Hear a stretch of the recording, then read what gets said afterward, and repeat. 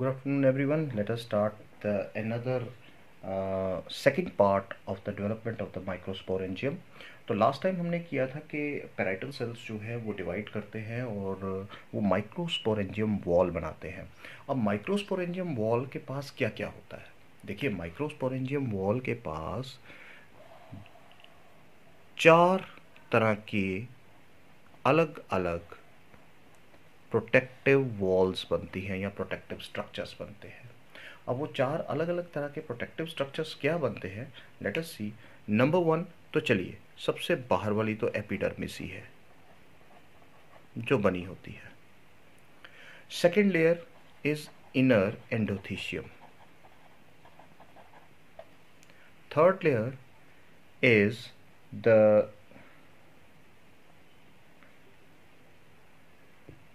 Three और four middle layers. 3 से 4 middle layers होते हैं, कई कहते हैं 2 से 3 होती हैं, बट 3 से 4 मिडल लेयर्स होती हैं। और इसके साथ साथ लास्ट लेयर जो बहुत ही इंपॉर्टेंट है, innermost, that is tapetum. तो याद रखिए कि आउटर मोस्ट कौन सी है? It is the outermost and it is the tapetum is the innermost layer. ये माइक्रोस्पोरेंजियम वॉल की कुछ हिस्से हैं जो पेराइटल सेल्स अपनी एंटी क्लीनर और पेली क्लीनर डिवीजन के बाद बनाते हैं। नाउ लेट अस सी कि अब ये एपिडर्मिस क्या है, एंडोथीशियम क्या है और स्ट्रक्चर किस तरह से बनता है। देखिए, हम एक एक हाइपोथेटिकल स्ट्रक्चर लेते हैं जहाँ पर मैं पूरा स्ट्रक्चर तो ड्रॉ नहीं करूँगा क्योंकि उसमें बहुत समय लगता है। सो मैं इसको इस तरह से लूँगा कि ये ले लेते हैं आपकी एक लोब,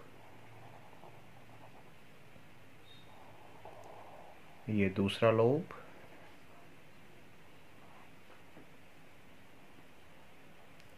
ये तीसरा लोब, और ये डीप फरो आ गई, और ये चौथा लोब। तो अल्टीमेटली एंथर में देखिए, आप देख रहे हैं, हम इसको हाइपोथेटिकली देखें तो 4 लोब्स बन गए। अब यहाँ पर क्या है, अगर आप देखें तो ये जो हिस्सा है, सबसे बाहर वाला हिस्सा जो हम डेवलपमेंट हो रही थी, जो हमने लास्ट डायग्राम्स में देखा, तो अल्टीमेटली क्या होता है, ये बाहर वाला जो हिस्सा है ये सारा एपिडर्मिस है जो सबसे शुरुआत में बनता है। माइक्रोस्पोरेंजियम वॉल की सबसे पहला हिस्सा है जो पूरा इस तरह से, अब पूरा तो नहीं हम बनाएंगे, तो ये आपने जब ड्रॉ करनी है एग्ज़ाम में तो पूरी ही ड्रॉ करनी पड़ेगी आपको। इस तरह से पूरी बनती है। सो इसी तरह से ये आगे भी चलती जाएगी एंड सो ऑन। हम ये लोब ले लेते हैं, नंबर 1, नंबर 2, नंबर 3, नंबर 4, तो ये 4 हैं हमारे पास। अब यहाँ पर क्या है, अगर आप देखें तो ये जो हिस्सा है अंदर वाला, चलिए मैं इसको थोड़ा सा, इसको हम इस तरह से कर लेते हैं। ये सारा हिस्सा वो हिस्सा है जिसे हम कहेंगे पोलन सैक, जिसके अंदर पोलन ग्रेन्स बनेंगे। और इसके अंदर क्या होगा, बेसिकली इसके अंदर होते हैं the sporogenous sales, sporogenous tissue, sporogenous sales कह सकते हैं। तो इस सैक के अंदर वो सारा स्पोरोजिनस टिश्यू होता है। लेकिन ये जो बाहर वाला हिस्सा है, ये जो बाहर वाला हिस्सा है, ये सारे का सारा हिस्सा क्या है, इट इज माइक्रोस्पोरेंजियम वॉल। इनमें ये चारों स्ट्रक्चर्स होते हैं, ये जो ऊपर लिखे हैं, ये चारों के चारों किसके बीच में है, एपिडर्मिस और पोलन सैक के बीच में। अब देखते हैं हम कि इसमें कौन कौन सी लेयर है। देखिए, सबसे पहले जो यहाँ होती है, यहाँ जो अंदर बनती है, it is the thick walled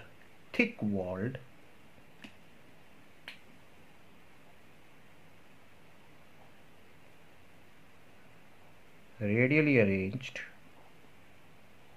ये हमारे पास एक वॉल है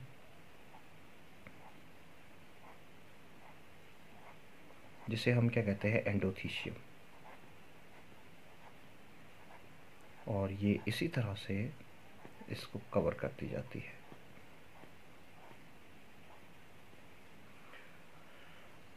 अब उसके बाद इसके बाहर होती हैं 3 से 4 मिडल लेयर्स, 3 से 4 मिडल लेयर्स होती हैं। चलिए हम मिडल लेयर्स बना लेते हैं। तो वो मिडल लेयर्स जो है वो काफ़ी लूज पैरेन्काइमाटस होती हैं। 3 से 4 होंगी तो हम काफ़ी लूज बनाएंगे और काफ़ी थिन, और ये आप देख सकते हैं कि किस तरह से बन रही हैं। ये इसको बेसिकली इस तरह से चारों तरफ से कवर कर लेती है। मैं इसको चारों तरफ से इस तरह से कवर कर लेता हूँ। तो ये 3 से 4, चलो हम 2 से 3 ही बना लेते हैं, जितनी भी बनाना चाहें। इसके बाद जो इसके अंदर लेयर आती है, जो इसके अंदर आता है, ये जो अंदर लेयर है एक और बना लेते हैं क्योंकि 3 है। इसके अंदर बहुत बड़े बड़े सेल्स आते हैं। इन मिडल लेयर्स के पास इनके अंदर बहुत बड़े बड़े सेल्स आते हैं, और वो सेल्स क्या होते हैं? 2 cells are pyramidal cells. 2 cells are pyramidal cells. और वो पिरामिडल सेल्स कैसे हैं? चलिए मैं थोड़ा सा ये थोड़े से इस तरह से जो इनको पूरे सैक को इस तरह से कवर कर लेते हैं।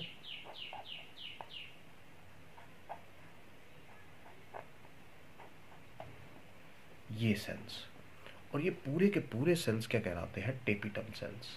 चलिए अब हम इनको लेबल कर लेते हैं। सबसे पहले सबसे बाहर वाली लेयर जो है डेट इज एपिडर्मिस। इसके अंदर there are radial cells which are known as endothecium. Then there is the third 2 to 3 or 3 to 4 middle layers, and then the innermost, which is large pyramidal cells, tapetum. और ये चारों layers मिलकर हमारी बनाती हैं microsporangium wall. तो ये आपने ध्यान रखना है। अब देखिए कुछ चीज़ें बड़ी इंपॉर्टेंट हैं। देखिए अगर हम एंडोथीशियम की बात करें तो एंडोथीशियम लेयर जो है वो बेसिकली एपिडर्मल सेल्स के नीचे जो हाइपोडर्मल लेयर है वहाँ से डेवलप होनी शुरू होती है, और इसके पास it is quite thick layer. ये आप कुछ पॉइंट्स हम यहाँ एंडोथीशियम के लिखेंगे। देखिए एंडोथीशियम जो है इट इज़ थिक लेयर, और इसके पास क्या होता है? Callus thickening. It has callus thickening. लेकिन एक चीज़ है, जैसे जैसे ये थिकनिंग इन कॉर्नर्स पे आती है, इस एरिया में आती है जहाँ पर लाइन ऑफ डेहिसेंस होता है, या इस पोर्शन को हम कहते हैं, this portion where there is least thickening, it is known as stomium और लाइन ऑफ डेहिसेंस। हमने लास्ट टाइम भी लेक्चर में ये किया था, स्टोमियम और लाइन ऑफ डेहिसेंस। ना यहाँ पर क्या होता है कि किसी भी तरह की थिकनिंग नहीं होती। अगर आप देखें तो यहाँ से आगे होगी, यहाँ से आगे होगी, लेकिन यहाँ पर थिकनिंग, इस पोर्शन में थिकनिंग नहीं होगी। और ये वो पोर्शन होगा जहाँ से जब पोलन ग्रेन्स बनेंगे देयर इज डेहिसेंस, यहाँ से एंथर वॉल टूटेगी, और एंथर वॉल टूटने के बाद इसी पोर्शन से पोलन ग्रेन्स जो है वो बाहर निकलने शुरू हो जाएंगे। ये वही पोर्शन है। तो इसीलिए यहाँ पर क्या होता है? फाइब्रस थिकनिंग नहीं होती। तो एंडोथीशियम जो है वो थिकनिंग इस पूरे वॉल के पोर्शन में है, लेकिन इस स्टोमियम और लाइन ऑफ डेहिसेंस वाले एरिया पे नहीं है। इसी तरह से मिडल लेयर्स जो है, मिडल लेयर्स जो होती हैं ये भी थिक होती हैं, लेकिन 3 to 4 लेयर्स या 2 to 3 layer loosely held parenchymatous cells होते हैं। Loose parenchyma cells. और इन सेल्स की एक और बड़ी खासियत है, ये क्रश हो जाते हैं।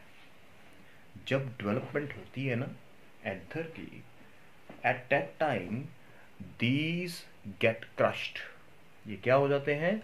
दीज गेट क्रस्ट, ये एक बड़ा इंपॉर्टेंट पॉइंट है, ये बहुत ही इंपॉर्टेंट पॉइंट है कि इसीलिए ये मिडल लेयर्स जो होती है, इसका एक और पॉइंट याद रख लीजिए, मैं इसको दूसरे पॉइंट से लिख रहा हूं, middle layers are ephemeral in nature. Now ephemeral क्या है? एफीमेरल सेल्स क्या होते हैं? शॉर्ट लिव्ड सेल्स होते हैं, अंडरस्टूड। और जब मियोसिस होती है, अंडरस्टूड, जब मियोसिस कहाँ होगी? मियोसिस होगी बेसिकली, मियोसिस कहाँ होगी? मियोसिस होगी पोलन मदर सेल्स में। और जब यहाँ पर माइक्रोस्पोर्स बनते हैं या पोलन्स बनते हैं, उनका नंबर बढ़ता है, तो वो क्या है? वो दबाव डालते हैं, और उसी दबाव में ये जो लेयर्स है ये क्रश हो जाती है और ये ख़त्म हो जाती है। तो मैच्योरिटी पे जो एंथर की जो जब पूरी तरह से डेवलप हो जाता है, उस वक्त ये मिडल लेयर्स बिल्कुल क्रश हो जाती है, ख़त्म हो जाती है। और ये भी एक कारण है कि क्रश होने के कारण पोलन्स जो है ये एंथर वॉल तोड़ के बाहर आ जाते हैं लाइन ऑफ डेहिसेंस वाले एरिया से। तो ये आपने एक चीज़ याद रखनी है। हालांकि इसकी कुछ एक्सेप्शंस भी हैं, तो वो हम यहाँ नहीं करेंगे, वो हम छोड़ देते हैं ना। उसके बाद अगर हम देखें तो फिर आ जाती है हमारी एक बहुत ही इंपॉर्टेंट लेयर, जिसे हम कहते हैं टेपिटम लेयर, जिसको हम थोड़ा सा ले लेते हैं। इसके 3-4 पॉइंट बड़े इंपॉर्टेंट है। टेपिटम जो है ये सबसे इनर मोस्ट लेयर है, पिरामिडल सेल्स हैं, और ये जो है अगर आप देखें तो ये मल्टी न्यूक्लिएट लेयर हो जाती है, मल्टी न्यूक्लिएट लेयर हो जाती है। ऐसा क्यों होता है? 2 कारणों से। एक, ये एंडोमाइटोसिस शो करते हैं, एंड एंडो पॉलीपोलाइडी शो करते हैं। ये दोनों मैकेनिज्म के कारण ये सेल्स मल्टीन्यूक्लिएट हो जाते हैं और बड़े हो जाते हैं। और इनका काम क्या है? नरिशमेंट। इनका काम है जो भी सेल्स बन रहे हैं, जो भी पोलन ग्रेन्स बन रहे हैं, उनकी डेवलपमेंट के लिए नरिशमेंट देना, फूड सप्लाई करना। और इसीलिए ये टेपिटम लेयर जो है, इसके फंक्शंस भी बहुत इंपॉर्टेंट है। देखिए, पहला फंक्शन तो इसका ये आ जाता है कि ये नरिशमेंट देता है। किसको देगा नरिशमेंट? टू द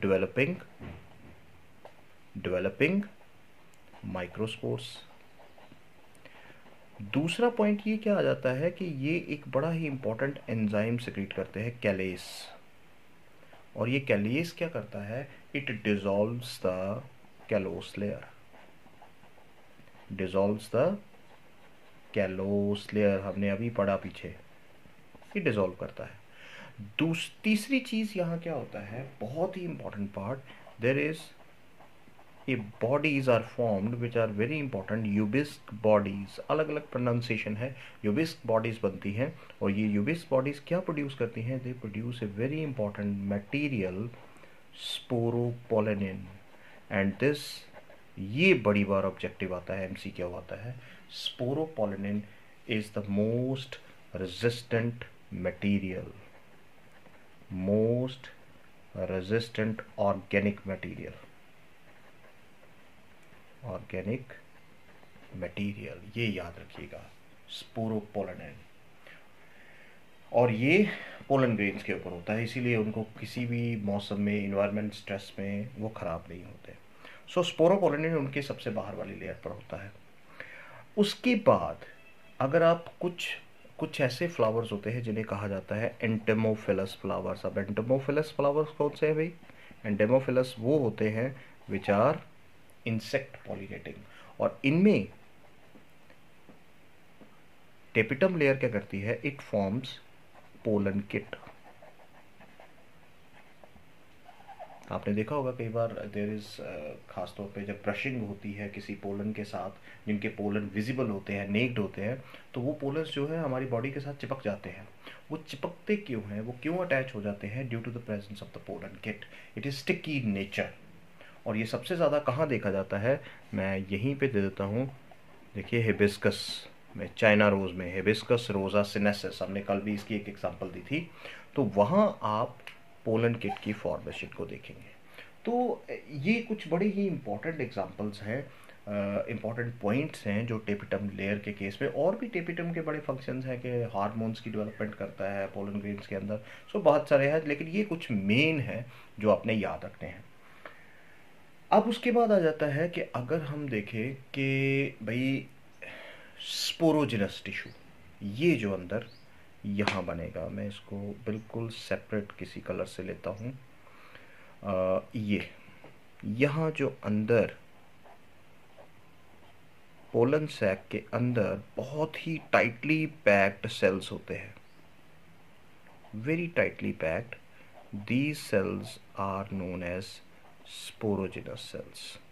और ये sporogenous cells they are diploid in nature. ये मियोसिस करते हैं, अंडरस्टूड? ये मियोसिस करते हैं और फाइनली क्या बनाते हैं, दे फॉर्म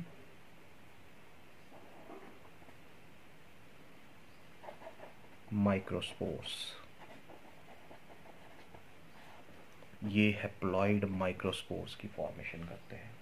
लेकिन ये जो इसके बीच की स्टेजेस है वो हम यहाँ नहीं लेंगे, क्योंकि इसके बीच की स्टेजेस बहुत सारी हैं। क्योंकि जब बेसिकली ये जो स्पोरोजिनस सेल्स हैं, दीज स्पोरोजिनस सेल्स ये अल्टीमेटली डिवाइड होते हैं and they are diploid cells, they are known as microspore mother cells. ये माइक्रोस्पोर मदर सेल्स जो है फिर इनको क्या होता है कि they are basically undergo meiosis and form microspores. और बीच का बहुत सा प्रोसेस है जो यहाँ मैं नहीं बोलना चाहता। तो ये सारी चीज़ें आपने ध्यान में रखनी है कि स्पोरोजिनस सेल्स क्या है। बेसिकली ये वो सेल्स है जो बाद में पोलन ग्रेन्स बनाएंगे। तो इसीलिए इनकी डेवलपमेंट जो है इस पोलन सैक के अंदर ही होती है, और यही पोलन ग्रेन्स में बदलेंगे और फाइनली इस लाइन ऑफ डेहेसन से बाहर आ जाएंगे। इस लाइन ऑफ डेहेसन से ये पोलन ग्रेन्स जो है पूरी तरह से डेवलप होने के बाद बाहर आएंगे। तो ये आपने याद रखना है। और यहाँ कुछ बहुत ही इंपॉर्टेंट पॉइंट्स है जो हम नेक्स्ट टॉपिक पे लेंगे। सो आई होप आपने इसको अच्छे तरीके से समझा होगा, क्योंकि ये डायग्रामेटिक पार्ट इसका बहुत बहुत इम्पॉर्टेंट है। अंडरस्टूड?